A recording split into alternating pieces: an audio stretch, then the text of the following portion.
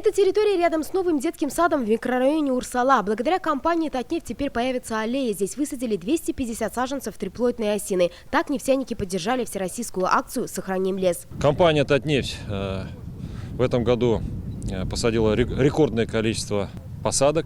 Это 7 миллионов 200 тысяч посадочного материала на территории Юго-Востока. Лесонасаждения во многом были выпущены в наших биолабораториях. Всего таких биолабораторий по Юго-Востоку сейчас 8. Ученики сами выращивают саженцы. Этот проект дает им возможности заработать. В акции приняли участие работники компании «Татнефть», администрации района, жители города и школьники. Участвуем тут первый раз. Это очень интересно. Когда мы сюда будем приходить, смотреть на эти деревья, будем только радоваться. Хорошо, когда лес колосится и деревья. Приятно здесь. И мамочки будут гулять с детишками.